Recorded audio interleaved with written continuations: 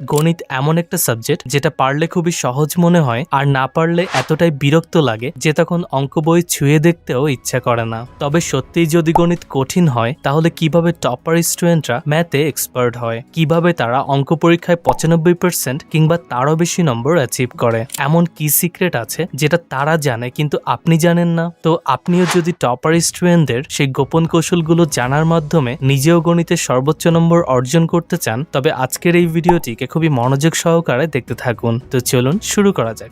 জীবনে যে কোনো ফিল্ডে সফল হবার জন্য সবচেয়ে গুরুত্বপূর্ণ হলো আত্মবিশ্বাস।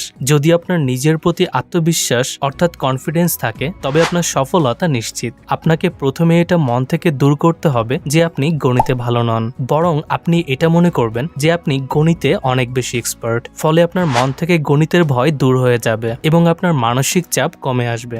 বাস্তবে গণিত অন্য সকল সাবজেক্টের চাইতে অনেক বেশি সহজ, কারণ অন্যান্য থিওরি সাবজেক্ট যেমন বাংলা, সমাজ, ধর্ম এসব বই পড়ার সময় আমাদেরকে অনেক টপিক মুখস্থ করতে হয়, কিন্তু ম্যাথ সম্পূর্ণ লজিকের উপর নির্ভর করে। যদি আপনি একটু মাথা খাটিয়ে প্রতিটি অঙ্কের বেসিক প্রিন্সিপাল এবং কনসেপ্টগুলোকে আয়ত্ত করতে পারেন তবে সব অঙ্কই আপনার কাছে সহজ মনে হবে। ফলে পরীক্ষায় যে কোনো অধ্যায় থেকে যতই কঠিন প্রশ্ন আসুক না কেন আপনি সেটি খুব সহজেই সলভ করতে পারবেন। তাছাড়া আপনি যখন যে অধ্যায়ের অঙ্ক করবেন তখন প্রথমেই সেই অধ্যায়ের সূত্রগুলোকে খুব ভালোভাবে আয়ত্ত করে নেবেন। অঙ্ক করার সময় সূত্রগুলোকে কখনোই বই থেকে দেখবেন না, কারণ পরীক্ষার হলে আপনি কিন্তু বই থেকে সূত্র দেখার কোনো সুযোগ পাবেন না। তাই সেগুলোকে আগেই আপনার ব্রেইনে সেভ করে রাখতে হবে।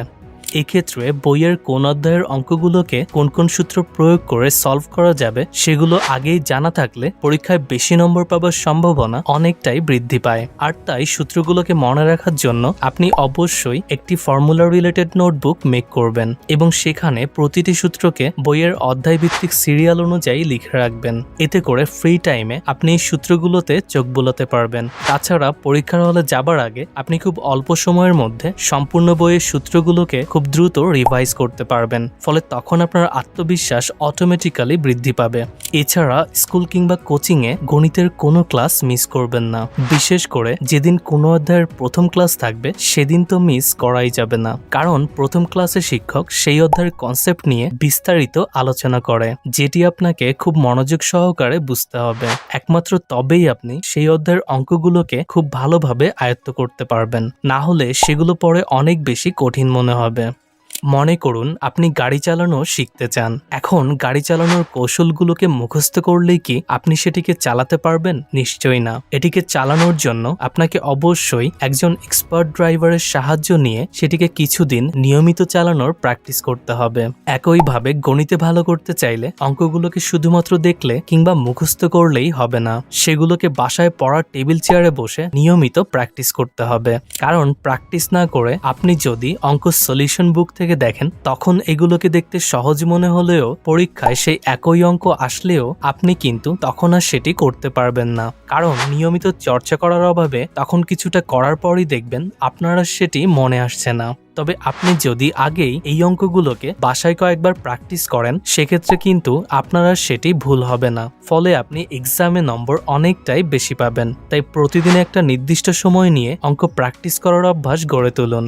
অন্যান্য সাবজেক্টের তুলনায় অঙ্ক করার সময় আমাদেরকে একটু বেশি মনোযোগী হতে হবে, এতে করে জটিল এবং কঠিন অঙ্কগুলোকে আয়ত্ত করাও সহজ হবে। তাই এক্ষেত্রে আপনি এমন রুমে বসে অঙ্ক প্র্যাকটিস করবেন যেখানে বাইরের শব্দ কম যায়। এছাড়া অঙ্ক করার সময় আপনার মোবাইল ফোনটিকে পাশের রুমে রেখে আসবেন, না হলে আপনার পড়ায় মনোযোগে ব্যাঘাত ঘটতে পারে। এছাড়া কোনো অঙ্ক না পারলে হতাশ হবেন না, বরং সেটিকে পুনরায় সলভ করার জন্য চেষ্টা করবেন। যতক্ষণ পর্যন্ত সেই অঙ্কটি মাথায় না ঢুকবে ততক্ষণ পর্যন্ত সেটিকে করতেই থাকবেন। এক নিয়মে না হলে সেটিকে অন্য নিয়মে করবেন।